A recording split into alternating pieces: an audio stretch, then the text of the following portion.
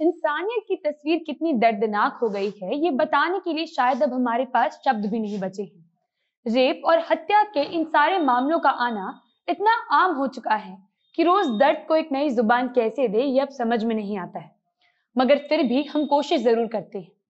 आज भी बिहार में एक ऐसा ही दिल दहला देने वाला मामला सामने आया है, लेकिन उसमें सबसे ज्यादा सोच में डाल देने वाली बात यह है कि जीते जी तो लड़कियों का जीना दुश्वार है ही, मगर मरने के बाद भी उनकी लाश तक को लोग चैन से नहीं रहने देते हैं। जीते जी तो लड़कियों के लिए दुनिया पहले ही बहुत मुसीबतें खड़ी कर देती है, लेकिन अब एक ऐसा मामला सामने आया है जो ये बता रहा है कि एक लड़की की मृत्यु के बाद भी उसका शरीर उसका नहीं होता है। नहीं, इस लाइन से ये मत समझिएगा कि हम किसी रेप की घटना की बात कर रहे हैं, मगर जो हुआ है वो अपने आप में इतना घिनौना है और इतनी दरिंदगी से भरा काम है जिसकी आप कल्पना भी नहीं कर सकते।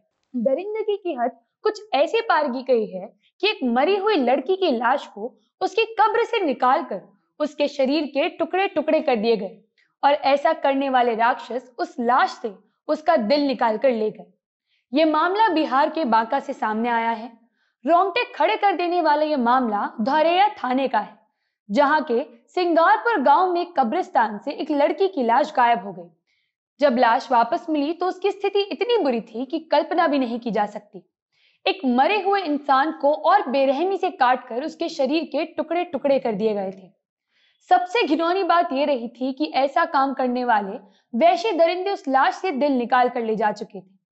16 वर्षीय लड़की जो साल भर से बीमारियों की चपेट में थी, जो बीमारियों से अपनी जंग जीत नहीं पाई और 1 जनवरी को उसने अपनी आखिरी सांसें ले ली। 16 वर्षीय लड़की जो साल भर से बीमारियों की चपेट में थी, जो बीमारियों से अपनी जंग जीत नहीं पाई और 1 जनवरी को उसने अपनी आखिरी सांसें ली।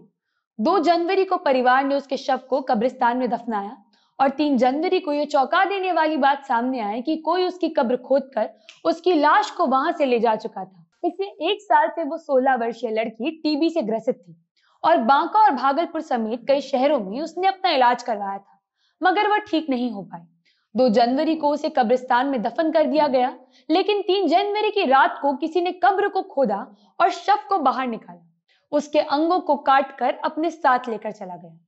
लाश के हाथ पैर कटे हुए थे, दिल निकाल दिया गया था, मगर शरीर पर नोचने खरोचने जैसे कोई निशान नहीं दिखाई दी। गांव के लोगों ने जब इस हालत में पड़े शव को देखा तो उन्होंने इसकी सूचना सबसे पहले लड़की के परिजनों को दी और उसके बाद ग्रामीणों के साथ मिलकर शव को वापस कब्र में डालकर उसे मिट्टी से भर दिया गया। इस मामले की सूचना जब पुलिस तक पहुंची तो पुलिस मामले की जांच में लग गई।